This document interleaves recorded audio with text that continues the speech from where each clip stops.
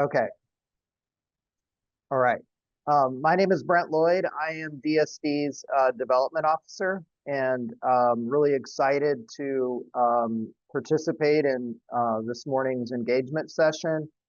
And just to kind of give a broad overview of what we're going to talk about today, we're going to summarize the recently adopted Infill Development Ordinance. We used to more cumbersomely refer to it as Site Plan Lite and Infill Plats, and Matt had the brilliant idea to shorthand it Infill Development Ordinance, so that's what we're talking about. We're going to highlight some changes to the infill project application submittals that are calibrated to the ordinance requirements. We're going to summarize council actions, calling for staff follow-up, and we're going to have questions and answers. And of course, we're going to talk about the new ordinance itself and what the core requirements are. And we have go to the next slide. So I know we have a lot of, looking at the attendees list here this morning, we have a lot of people that were engaged in the stakeholder process leading up to ordinance adoption and have a fairly technical level of knowledge about the requirements, but we also have some generalists here this morning and some people that I think are just popping in to see what's going on. So we're going to try to provide information that's responsive to all of those different audiences. And to just kind of start out with the broad overview, as most of you know, the city zoning regulations have evolved over time to allow greater density in established neighborhoods. We used to have a code that was very suburban in character and limited number of units, and didn't have a lot of allowances, especially within single family zones, for doing higher density projects. And over time, we have been very progressive in terms of allowing greater density. But as many of you are familiar with, we have non-zoning regulations, drainage, transportation, utilities, a wide range of requirements that are not specifically calibrated to small scale infill projects. And they sometimes prevent people from achieving the level of densities that are permitted ostensibly under the zoning regulations. The infill ordinance and related efforts that we're going to talk about this morning seek to better calibrate regulations and review procedures to infill. There's never going to be, it's not as though every lot is always going to be able to achieve the maximum densities allowed by zoning. There's always going to be cases where there are impediments, but I think council feels and staff agrees that we need to do better in terms of minimizing those instances and doing everything we can to make sure that the non-zoning regulations that we apply to projects are in furtherance of council's goals as reflected through their zoning and housing policies. Next slide. So to just provide a broad overview of the ordinance that council adopted in March, it seeks to right-size regulations for two main project types for infill. And both of them are capped at 1 acre. There's the residential re-subdivision of existing platted lots in single family zones. And these have to be, as stated there in the bullet, they have to be platted lots. It has to be a re-subdivision, and that means it can't involve a plat vacation. And then small scale multifamily projects of 5 to 16 units. We have referred to that for many years as Site Plan Lite. And that's not confined to a particular zoning district, but you of course have to have the appropriate zoning to achieve those densities. And as a practical matter, the 5 to 16 unit projects are going to be on MF zoned properties. There may be instances where you have an affordability unlocked project that would allow you to achieve greater densities than would otherwise be allowed in the zone, in single family zones, for example. And so Site Plan Lite options will be available there as well. And as mentioned, the ordinance was passed in March, and it takes effect on June 16th. So the ordinance focuses primarily on drainage, but council direction extends more broadly to administrative processes touching on other regulations. Drainage is in the code. There's a lot of regulations that pertain to infill that are more in criteria manuals and don't have as much of a footprint directly in the land development code.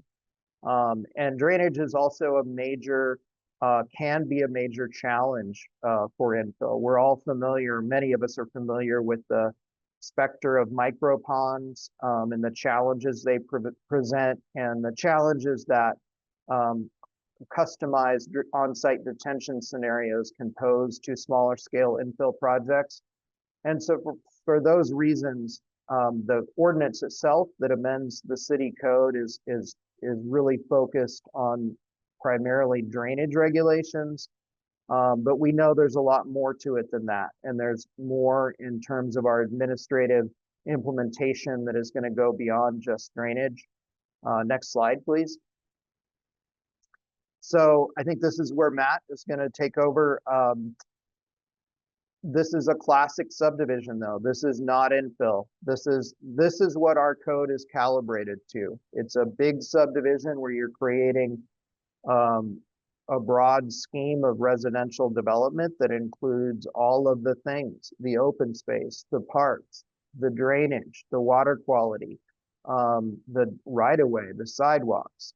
And so, Matt, if you want to take it away from here and talk about infill. And I think as we discussed before this meeting, we're all going to chime in periodically. All the panelists are encouraged to chime in if there's a thought that needs to be completed or essential information you have to add, and then we'll have a broader discussion once we get through the slides. Thanks. Hey, thanks so much, Brent. This is Matt Holland. Can you guys hear me? Brent, give me a thumbs up. Okay, you got that? Yeah, so I'm a regulatory policy and analyst with the Watershed Protection Department. We're working closely with my colleagues here in Watershed, and also, of course, Brent and his team at DSD that are here assembled today. Glad to be here. I'm going to cover a lot of material. I'm actually going to go kind of intentionally pretty fast so we can cover it all, but because I'd really like to leave ample time for Q&A, because I have a feeling there'll be some good questions at the end of this we'd like to get to. So as Brent mentioned, this slide shows the conventional subdivision, very large scale. And so I've highlighted this little subset of it, which is the scale of the infill plats that we're going to be talking about in today. So just to kind of show you what folks have already heard of this, but Home 1 is the new ordinance that granted the ability to go up to 3 units on any SF1, SF2, or SF3 property. And so in the past, especially SF2 and 3 and SF1 and 2, you could only build 1 unit. Home 2 further extends that to reduce the minimum lot size from 5750 square feet down to 1800 square feet, providing an ownership opportunity for the even down to a pretty small site like a 5750. A lot, theoretically could divide that into 3 units with that 1800 figure. There's a lot of lots in town that are SF1, 2, and 3 that have this scale, that are this size, and over 100,000 of them, in fact. And so they could, I'll walk you through the new streamlined processes there. As Brent mentioned, the second class of projects from typology of these site plan light multifamily projects up to an acre in size. Here's one in East Austin. It's got 10 units on it. It's on a half an acre. There's about 7,800 of these lots in town, just for scale. Just an example unit. So today I'm going to blast through, about 10 topics here. I'm going to weave. Some of these are really interrelated, and so I'll talk about them together, and some of them are standalone topics. So we'll talk about site drainage and grading plans. This is already a change that the ordinance opens up. Flood detention was also affected by that directly with the ordinance, as was the Regional Stormwater Management Program participation. Essentially, RSMP is for these if you're eligible for these infill projects, it's unlikely that you're going to have to go through RSMP or pay of payment. So we'll talk about that a little bit too. Storm drain connections have been a key topic we've been talking about, y'all, the stakeholders here in the last few months. We know this is a major cost driver and impediment to some projects because we have a pretty rigorous storm drain connection requirement on the books at present, and we are proposing to modify that pretty substantially to help infill projects. A lot of the stakeholders asked for modified rational method as a basis for calculating detention pond sizing. It's a little simpler and cheaper than using some other options out there. We are going to be adding that in too. Also, the stakeholders are calling for a modular detention option, which I will walk through in some detail and a little more with some graphics. But basically, that's sort of atomizing your detention from one centralized detention pond to making individual small detention ponds or tanks, drain tanks on individual platted lots. Those could be deferred to the building permitting phase. Logically, you don't even know where the building's going to be exactly at the subdivision phase, and so that's something that's important to that option. And then y'all and council also wanted us to look at payment in lieu of water quality controls and how that might be extended further than it is today. And then, as Brent mentioned, there's lots of other departments, utilities, and so forth, transportation, that have other possibilities there as well. And so those are not as far along, but we wanted to acknowledge what's happening. Back to the same slide. Notice at the top it says lots no greater than 17,780 square feet. We'll talk a little bit when we get to the water quality section. You'll note that water quality ponds kick into residential subdivisions at that scale because that's the magic number where 8,000 square feet of impervious cover is triggered, and then you trigger a water quality pond. So that actually that wonky number became the threshold for some of the infill ordinance provisions. So at 17,780 or below, basically we're saying you don't have to do any drainage on site beyond just the normal stuff you'd have to do with building code, shed water off your foundation and so forth. So you're not going to have to do detention. You're not going to have to show anything. You're not going to have to show existing proposed drainage on your subdivision.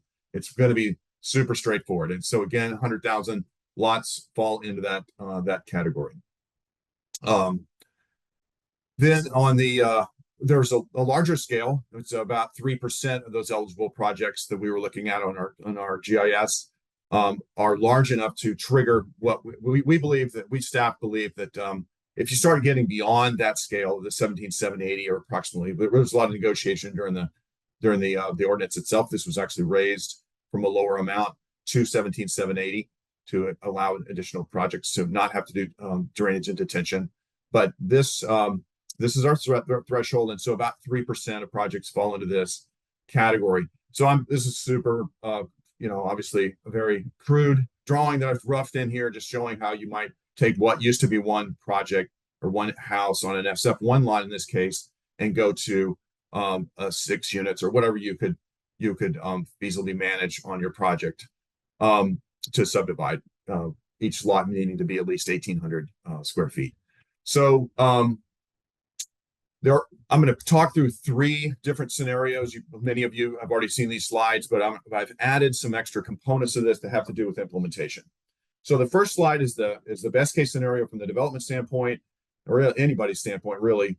This one just shows, let's just assume that all the runoff naturally runs from your site onto the public right of way, usually street system. Could be a drainage easement, could be a creek, like a drainage easement, floodplain right behind your house. But anyway, the water is conveniently draining right to the street, looking good. We want this. Everybody wants this. It's a lot better for drainage. And so what you'll need to do if you have this condition, maybe I should have put this first. You don't have to have an engineer. If this is this simple, you won't have to necessarily have engineering to show this situation. You're going to need to show an existing conditions sketch, basically. You could use probably property profile with some topo and whatnot and show, here's what's going on before my project kicks in. All right, now I'm subdividing. What's going to happen? Well, I'm going to show, you don't know where every one of these buildings is going to be yet, but you're going to show approximate locations of those because we're going to want to see that our reviewers are going to want to see that the water is going to be able to get through these whatever new development footprint you've got and be able to continue to get to the public right of way. So these are simple drawings showing simple drainage. And the later building permit shows the exact location of the building. We just want to kind of rough it in and make sure things look reasonable. There's no stormwater engineering, there's no detention pond, there's no regional stormwater management program, RSMP payment. All right, let's go to the second scenario. In this case, oops, the runoff kind of schlepping in the neighbors, not great. You know, and again, scale of this project is bigger than it used to be in the old days. And so with those small, I'm sorry, not old days, with those smaller projects of less than 17,780. So what you can do is pretty straightforward in this particular scenario is if you can show that you can regrade your site with say a swale or French drains or whatever you can show with your engineer. But hey, it's a little more complicated. We're not just having water shed off onto the street. You're having to do something active to help that happen. So you'll show your existing grading, and then you'll also show your proposed grading, in this case with the regrading plan. Originally, before the ordinance was finalized, we were looking at an RSMP payment, but we decided to eliminate that. There is no longer the $30,000, $40,000, $50,000 payment, depending on your site, maybe more. And so no longer will watershed protection staff be reviewing that RSMP process, but rather DSD staff will be overviewing basically just a grading review of that project. We are also looking at this details TBD. You know, how would we, if we have those 6 units or whatever this is in the future, 3 lots, I don't know, whatever. How do we make sure that grading gets done later on when the buildings go in? And so we're looking at figuring out ways to defer the grading to the building permit process so that it doesn't have to be, you don't have to accomplish that. You have to show how it's going to work, but you don't have to actually carry it out until the building permit phase. All right, the third scenario is the one where you drain back to neighbors. You're not able to accomplish getting the water to the right of way because of steep slopes or what have you. So in this case, you're going to regrade also and send that water to a small detention pond. Clearly, this needs engineering. You're going to show existing grading, so the proposed grading. This scale of pond is handled through a site plan exemption that a lot of you guys are already familiar with, and then you would build your pond. And so again, at the request of stakeholders, we've added some options, including the modified rational method to do a really straightforward, simple calculation to get to where the pond sizing happens, the capture volume for the detention pond, and then also we're looking at that modular detention option. And again, I'll show you some sketches of that, which would be deferred to the building permit. So instead of 1 pond here, you'll see in a little later slide, there'll be 6 in the case of this kind of simplistic example. So here we go. This is just acknowledging that site plan Lite also has the same setup basically, except it does not. Now with this more intensive footprint and more water runoff generated and more rapidly, council passed the ordinance such that site plan Lite projects don't have that 17,780 get out of jail free card version where you don't do anything at all. You're going to have to show water getting to the street and so forth with your those smaller projects. And in this case, it's just in a little while we'll look at this again, but you can see most of these, in much of our city, we've got I'm going to talk a lot about storm drain connections in a little while, and a lot of our streets already have a storm drain system on there, and we're going to be asking that these projects connect close by. But if they're next to a pipe, we're going to want to see it connect if it's greater than half an acre. And I'll talk about that again. All right, here is I mentioned a modified rational method. I won't spend a lot of time on this. Basically, stakeholders were really interested in having this be an option. It was in the 90s. It was through the 90s. It was an option. I think in the early 2000s, we took it out of the DCM and asked folks to use other approved methods. We're going to be putting that back in for these residential projects up to 1 acre in size. And we'll put the technical information back in. So just to kind of give you an idea of what these look like and start talking about storm drain connections. So I took kind of the Brentwood neighborhood as an example. Central Austin, it was platted in the 1940s and built out in the 50s. So just kind of as a case study of like, how big are these things and what does it look like and what are we talking about here? So a home lot, we reduced, well, this was the old minimum lot size of 5750. That is the minimum size you need to use home to put 3 units on. If you're less than 5750, you can develop it, of course, with one home, but you would need at least 5750 to start subdividing further. Just as a point of reference, the average lot size in town, if you take all of the median lot size, if you take all of the lots that are in SF1, 2, and 3 zones, and the medians are right around 9,100. So that's just kind of an interesting data point. And this was just a lot that's double the size of these of the 5751 here, just for kind of comparison. You can see this Brentwood neighborhood house is about that scale. And here's our mythical 17,780 lot here shown. And so this is a key thing. Anything smaller than this is not going to have to do drainage. And in a little while, you're going to see that it has some implications for storm drain connections. All right, I just roughed in one, the half-acre site here. This triggers the water quality controls if it's larger than this, and also it has some other implications. And then here's a 1 acre site just for comparison, just so you can see how big it is in this kind of Brentwood lot. This Brentwood lot is quite a bit bigger than some of the older parts of town lots, you know, from the 20s and 30s and so forth. They have shorter block lengths and in a lot of cases smaller lots. All right, so and here's the 1,800 square foot lot that is now eligible if you can manage that and get access and all the other things. So I'm gonna start talking. So just to rough in, this is obviously who knows exactly how many units you're going to get on here, but I just put kind of for comparison sake, you know, around 3,500 square feet per building here, just for illustrative purposes. I'm gonna pretend, like Brent mentioned, you've got to have different zoning to use site plan light. You can't come in with SF1, SF2, and SF3 unless in an unlikely scenario that you've got affordability unlocked. You're most of these projects in the SF1, 2, and 3 are going to be resubs. Site plan light, you know, just pretend there is one in the middle of the block here, just because it's going to come up on the site, the storm drain connection scene. All right, so the current DCM requirements that were modified in the recent past within the last 10 years or so requires that a new subdivision or site plan project connect all the way up to 550 feet away. I don't know what this block length is. I'm just putting that number at the end of this, but 550 feet was the, you know, so if you're, you know, a lot of these projects already have a storm drain right in front of them. They could just connect in. That'd be the requirement in today's world.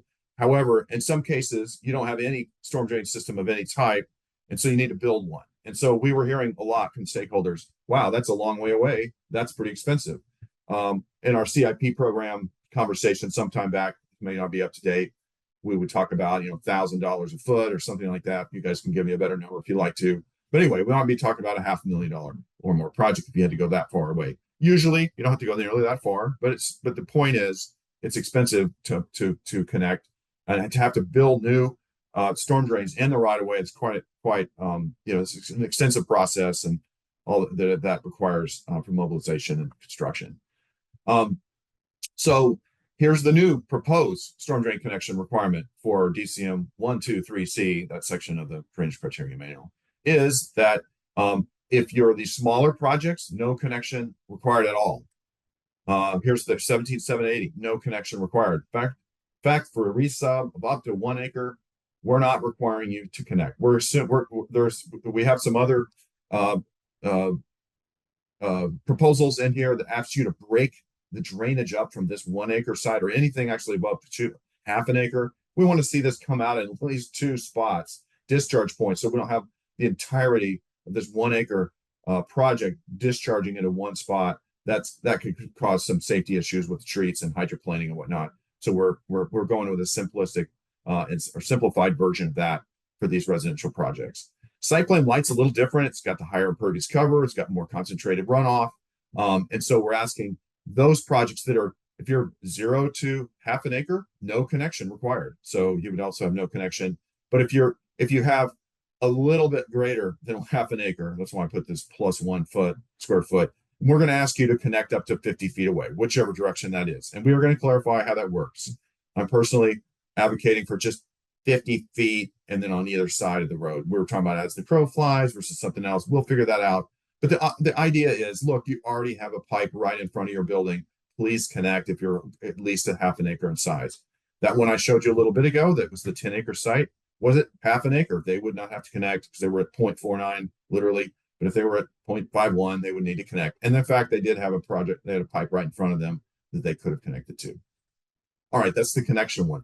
Modular detention. Well, what does that mean? Well, instead of building that one individual pond that I showed you at the corner in that other schematic, you would be putting in 6 pond rain tanks, at the building permit phase to collectively collect the same amount of water that you would have gotten in that one pond. And that kind of simplifies things by saying, hey, I don't have to come in during subdivision and put that pond in. I can go ahead and sell the lots and get going. But those lots are going to have some kind of, we don't have this worked out yet. We're going to have some way of flagging that and making sure that each one of these lots, when they come through the building permit process, know that they need to have that. And then we give some instructions on how big each of these tanks needs to be to handle the varying sizes of roofs and impervious cover that you got coming off. So this is complicated. There's a lot more to work out. And I went ahead and just put this down so you guys kind of see what we're working with. This is easy. Modified rational method sizing. You can use another method if you want to, but that one's going to be really, really easy. We've already adjusted it in our version to Atlas 14, so we'll have that for you guys now. That's easy. Can the builder design this, or the engineer or an architect? Probably. We just need to, obviously the engineer can, but we can, we need to work that out. Who actually does it at the building permit phase? That's probably a builder, but we got to figure that out. Outflow pipe design. Okay, well, it's easy to size it with the modified rational method, but you also need to know how fast does the water need to come out of that thing to meter out the water during a flood. How many orifices? If you got a big detention pond on a Walmart or something, you're going to have 4 orifices, 2, 10, 2,500 year flows are coming out of that thing. We don't need that much complexity for these tanks, but we got to figure that out. What does that look like? How does a builder say, figure that out and put the right thing on there? Maybe somebody wants to use an in-ground pond and not necessarily a tank. We'll have to figure that out. I kind of like the tank idea just because it's so simple, and our inspectors and anybody else can figure that out and look at it and see what's going on. Some of the stakeholders are worrying about, as these projects are varying in size, what's that look like for tank availability? Can we have a, kind of not one size fits all, but can we have some kind of standardized tank sizes work and not have to? But I think actually the vendors are going to be a lot more flexible than y'all think, but we got to work through that. Hey, if you're catching runoff in a rain tank, well, it comes from the roof generally. Well, it's harder to get, almost impossible to get from the surface. Can the tank just be sized for all of your impervious cover? Look at this. You got a big driveway, you got this thing. How does that work? So that's something. So try to simplify that as well. And then on our end, on the city's end, and actually the future owner's end, how this review, inspection, and maintenance work. We need to ensure these things are there and functioning in the long haul. This is a little daunting for us city staff because we generally inspect these, bigger ponds on a rotating 3-year cycle. I don't think we're going to want to inspect, a potential proliferation of huge numbers of these tiny ponds in people's backyards behind fences with, fierce dogs and the whole thing. So we'll figure that out as we go. All right. And then you guys also asked about payment in lieu of water quality controls in several of the meetings, and council included this in their instructions to us staff and said, hey, staff, could you please explore what additional payment in lieu, or they called it fee in lieu, but technically it's called payment in lieu of water quality controls might look like. Well, as many of you know, we already have that in our urban watersheds, our central urban watersheds, where a lot of these home 1 and 2 projects have been taking place, but not all of them. We already have a payment in lieu option. So most of the infill subdivision projects and site plan light projects are already eligible. The scale that they're at already fits within that structure we've set up. And now any project under 17,780 wouldn't have to do water quality at all. So you wouldn't have to worry about that. But if you do, if you're bigger than that, then you trigger this. And so we propose continuing that because in the urban watersheds, that's been a popular option to use. In the non-urban watersheds, a little more complex. It's not in the code to allow that at this time. And so we're looking at what that would look like to change the land development code, and what, and who would be involved and so forth. So we're exploring that. Barton Springs Zone is always a little trickier animal. It requires a supermajority vote at council. It was voted in, and that asks for strict site by site water quality compliance for water quality controls. So very low to zero chance that staff's going to recommend that we would extend that option out there. But there's a lot of other land in town as well, and so that's the water quality piece. And then finally, there's the last slide. We've got flood. There's the council asked us to explore these. These were some of the previous ones, except the water quality one, were make it happen. Go out there and do these things. Put in modified rational method, offer the deferred option, etc. These are more of staff looking at them. We're seriously looking at all these. On the flood detention side, this is kind of two motion sheets from council.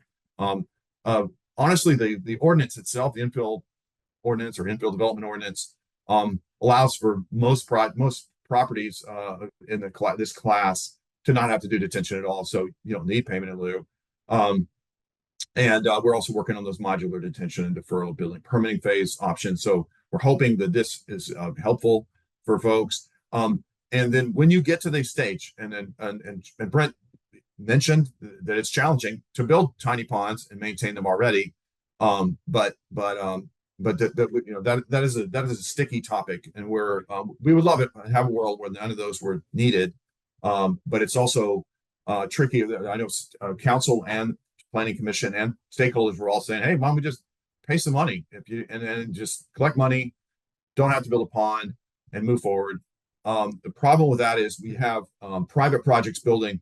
That means by definition in this scenario, you're not getting the water to the right of way. You're not doing those first two of the three options, and you're creating private flooding or lot to lot drainage problems for your neighbors. The city can't use private money. I'm sorry, we can't collect money on the public side and then correct somebody's house project, which would be what we're looking at there. So and we can talk about that more in detail if you want to. And this last one, Brent and his colleagues are working on this with these other departments, Austin Water, Transportation and Public Works, and Austin Energy, to look at some of the barriers and possibilities for this. All right, that is it. On to discussion. Isis, do you want me to stop sharing at this point? All right. Thank you, Matt. Appreciate you. Thanks everyone for joining us. Yeah, there are two ways in which you can ask questions. And so if you want to go ahead and leave a suggestion, if you want to use the chat feature, we can keep track of the suggestions that you have. But if you can please use the Q&A function to ask questions, we'll go ahead and look at them to make sure that we answer all of them. So if you have a suggestion, go ahead and use the chat. Otherwise, we'll take a look at the Q&A function. There were two that have already been answered. I will say that this meeting is being recorded, and we will have a copy of that recording at our public meetings page. I went ahead and put the link. You're able to see the questions that are asked in there. And then we also had a question that asked whether 5.5 acres or more triggers WQ controls, water quality controls. And so Joy Deep went ahead and answered. Joy Deep, did you have anything that you wanted to expand on that question? Yeah, the only thing I would add is that none of the payment and fee in lieu of water quality controls requirements are changing with this in terms of being able to pay for those sites. Okay, gotcha. Yeah, we know there's a lot of complicated thresholds and things like that. So the 17,780 is basically 0.41 acres. That does trigger water quality in these subdivision projects because of the 45% impervious cover you ratioed out. That's what you get the number on. And you're right, Scott. The half acre has to do with some connections and some other items. So I will say that everybody, Joy Deep and Matt are correct that we haven't changed the water quality regulations. So currently water quality regulate, water quality controls are triggered at 8,000 square feet of impervious cover, and that remains the requirement in the code.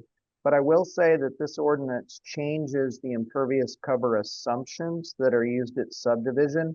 So at subdivision, since you're not building buildings, we don't have impervious cover shown the way you would with a site plan.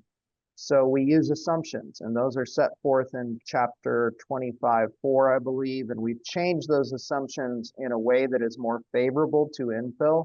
So I can't go through all the numbers specifically, but we believe that those modified assumptions for, the amount of assumed impervious cover that a re-subdivision will generate, that those assumptions will allow including more lots, more smaller lots into a resub than would be allowed today.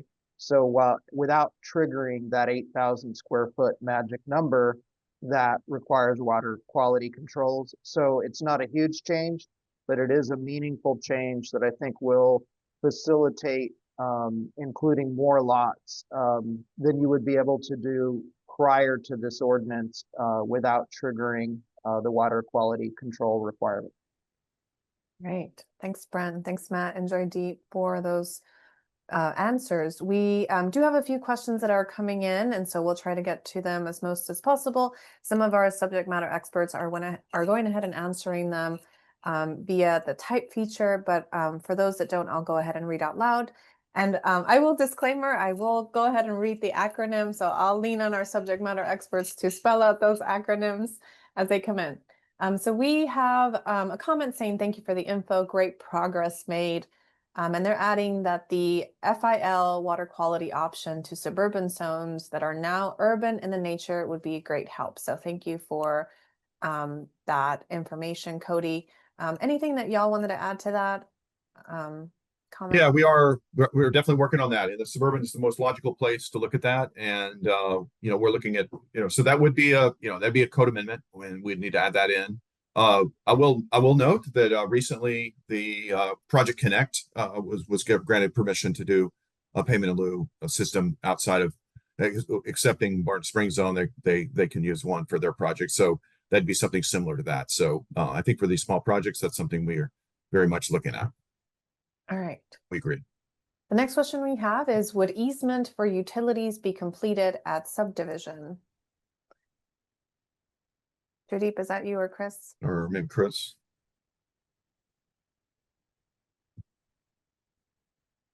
Hi, everybody. Chris Yanez with Development Services. It's an interesting question. It's a pretty basic one, so I should be able to answer it. And I apologize for this hesitancy, but yes, anytime we subdivide property, we need to make sure that it can be supplied by utilities in a sufficient manner. And so if that requires easements, we will ask for them to be part of the process. It doesn't always happen, but it can happen in some circumstances. Okay, thank you, Chris. Next question that we have is, can HEC, HMS still be used for detention pond modeling? Matt? Yeah, I'll take that real quick. Yes, definitely. Definitely is one of the preferred methods already, continues to be. It'll continue to be used widely because, again, this is the modified rational method will just be, we're adding that in, but it's for projects, residential infill projects that are eligible up to 1 acre in size. So it's not, there's a whole bunch of projects that'll continue to need the full suite of modeling options. Okay. All right. Next question that we have is, can you subdivide an existing 2 acre tract into 2 1 acre tracts to take advantage of site plan light rules? I think the answer is no, but I would defer to one of you guys. Yeah, for resubs, the total land area that you include in the resub application is capped at 1 acre. All right. Thank you, Brent. Appreciate it. Our next question is, if a lot already has 3 units built on it using Home 1 and has been done under a condo regime, can it now be subdivided using these new ordinances? I think so. Brent or Chris? It can. I think that I definitely want to hear what Chris has to say on this, but this is something that we're going to be having to look at going forward. You know, I think there are going to be some technical challenges and issues that are going to have to continue to explore options and figure out what kind of flexibility we're able to provide. But I think that in theory, yeah, you can do that, but I think we would have to review each lot to make sure that it meets applicable regulations. So if you have a lot that has existing development on it, I don't think our current re-subdivision process would permit you to, if you have a condo regime and the proposed lots you're trying to create so that each unit is on its own lot, if that would result in a lot that has too much impervious cover or that violates setbacks or violates other site development regulations that are triggered by virtue of the existing structure, that would be problematic under our current regulations. But again, this is an issue we're aware that people are going to want to do that. And so we're going to continue to explore opportunities for that and identify potential options for changes to regulations that would facilitate that. Chris, do you have anything else to add on that? No, you said it very well, that each lot that you propose, as long as it meets regulations and it stands alone, it can be approved, but there will be circumstances where what you propose will have to be modified in order for it to comply. Great. Thank you, Brent, and thank you, Chris. The next question that we have is, does the streamlined subdivision process cover infill lots with vacated alleys where the alleys have been granted to the lot owner with an ordinance 30 or more years ago? Yeah, do we have an answer for that? I can try to answer that. So I think what you're talking about, right, is folding that vacated alley into your lot via the re-subdivision process. I think, yeah, there are opportunities for that scenario to be approved. Yes. Got it. Thank you. All right. Yeah, I wanted to go ahead and take that interesting question about the making tank companies rich. Do you want to read that real quick? Yeah, sure. We had a question for one of our attendees.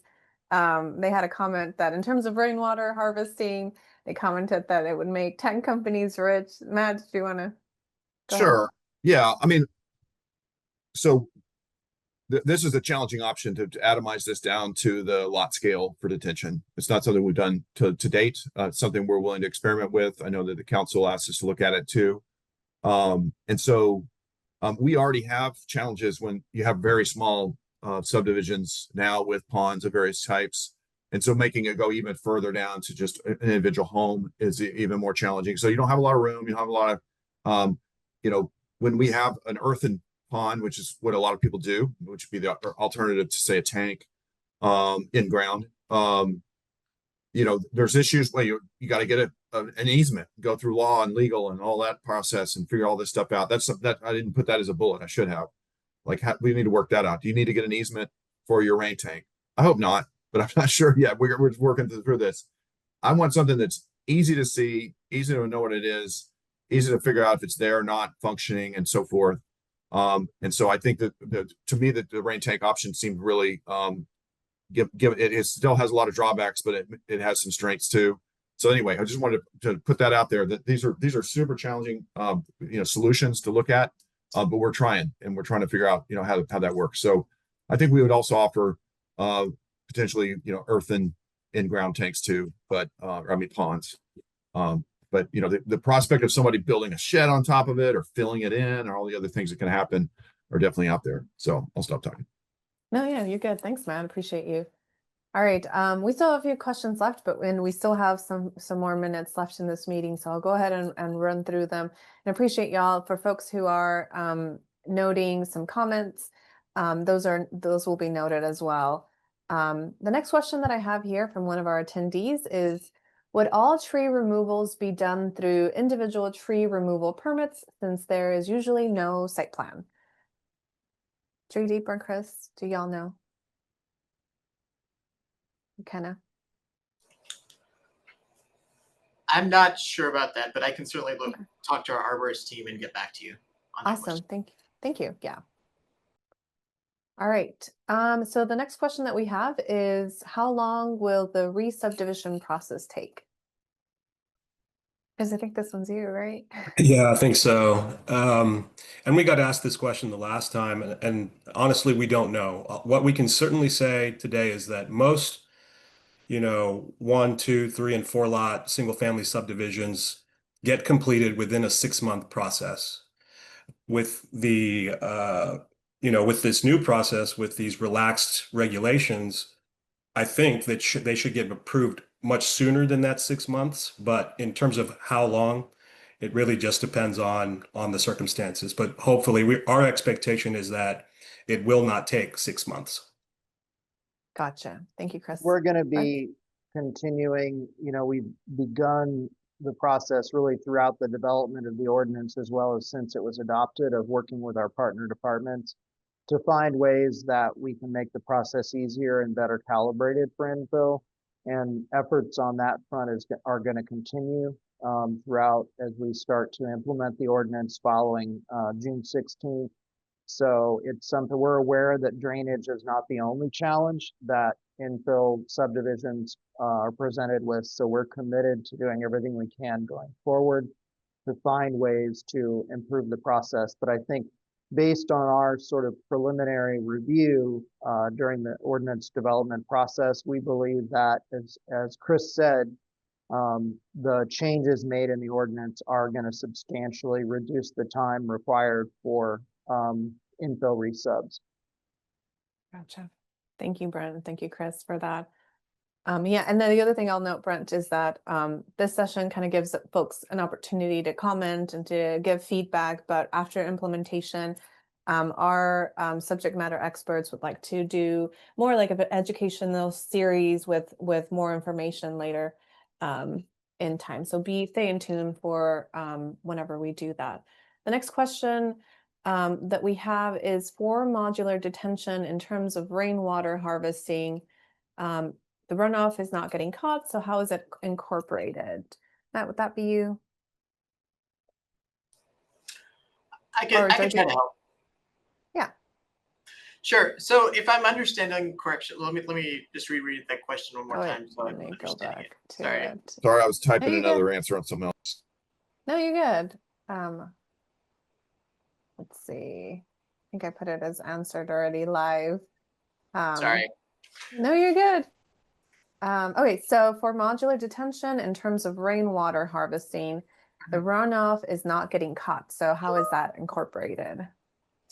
Sure. So the idea of the modular detention would still be to meet the requirements that we have now for overall detention and requiring no adverse flooding impact to adjacent property. So you'd still need to demonstrate that you're capturing enough runoff on your site and releasing it at a rate that's equal to or less than the existing conditions. So, we won't regulate where the water is getting collected into this modular detention, but at the end of the day, what we'll be looking for is that you're demonstrating that it's still less than or equal to at the discharge from the site. You can get pretty creative with it, from what I understand. So, I'm sure some of this stuff we'll be figuring out as we start seeing this in review. But that's the overall idea. That the actual regulation isn't changing, but the way you can get there is. Thank you, Jody. All right, we have an attendee ask, I am currently in subdivision review for an infill project on a 0.42 acre platted lot in an existing subdivision. They are experiencing issues with drainage and other areas that would not be an issue under this new ordinance. Can they transfer the review to be reviewed under the new ordinance?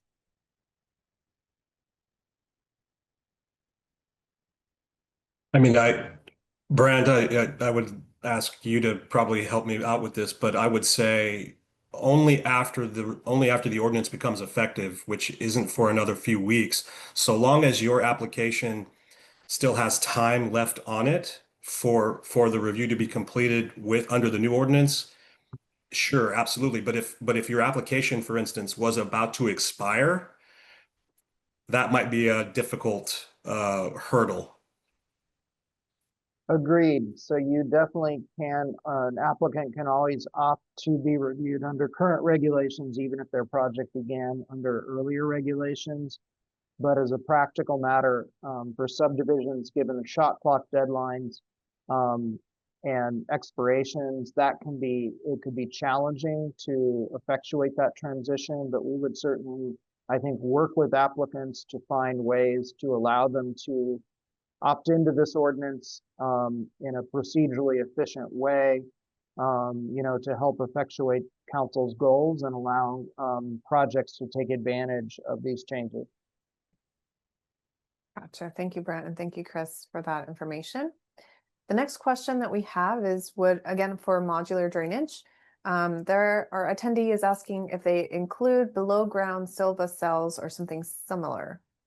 And I've been these are great questions, and I've been answering a few of them in the chat already. I mean, I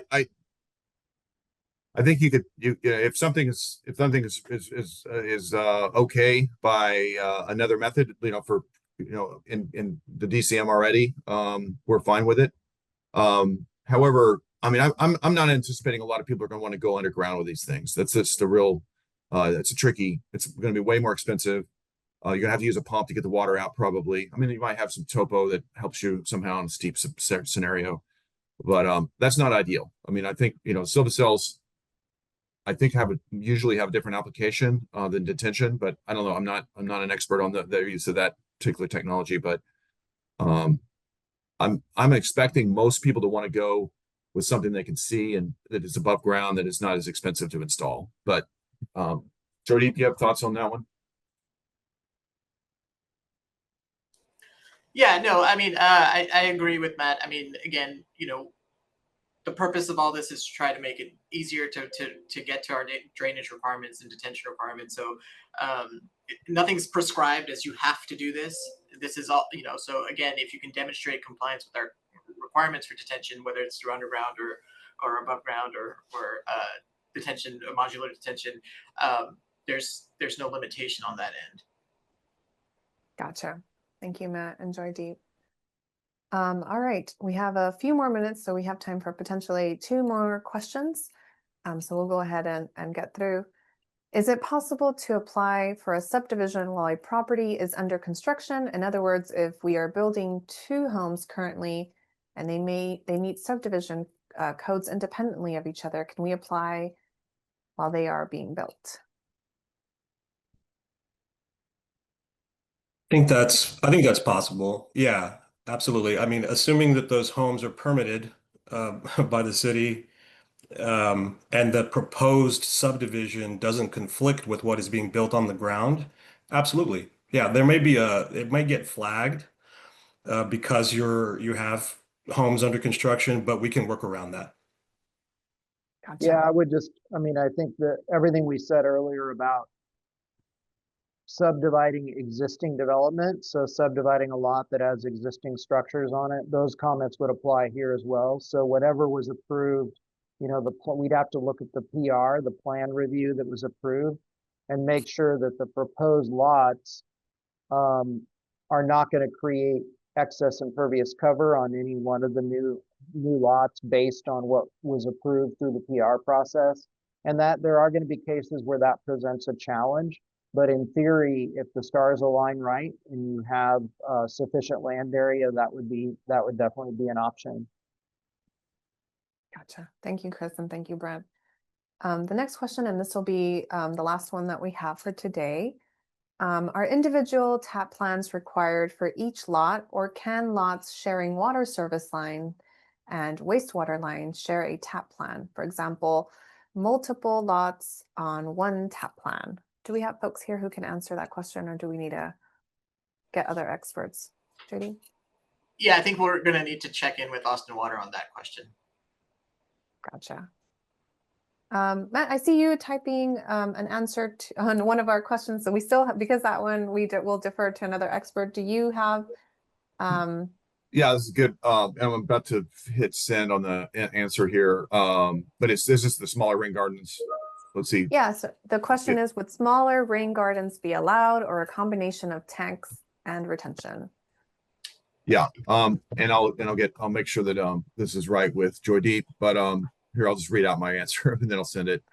Yes, in-ground options would be allowed, but just to clarify, a rain garden is technically a water quality control, not a flood detention structure. I know it's kind of sounds like a fine point, but when I think of a rain garden, I'm thinking of something that's infiltrating in the ground or slowly or filtering. It's going to probably exit in 48 or more hours out of there, and that's not going to quite work for the flood scene. Again, these are all discussions we can have. And so you're going to need to show that was why one of the bullets, I know it's wonky, one of the bullets on there was talking about drawdown times and orifice sizes and all this other stuff. So we're going to need to figure all that stuff out. There's a few things, but I think something that looks like a rain garden may be a possibility. You just need to make sure the water can get out of there and not just be sitting there for several days, in the pond. So yeah. I would just add that I agree, I concur with everything Matt just said.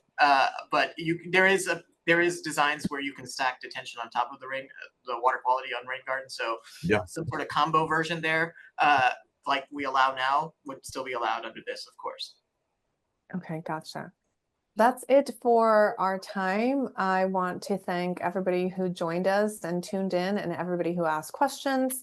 As I mentioned before, our subject matter experts wanted to present what they had now, and we are hoping to have another session later in the year as well. Appreciate everybody's time and appreciate our subject matter experts for your expertise. As I mentioned, this meeting was recorded, and we will go ahead and upload it to our public meetings page that I went ahead and shared on the Q&A section, but we'll share with our attendees. Have a good rest of your day, and thank you so much. Bye. Thanks, everybody.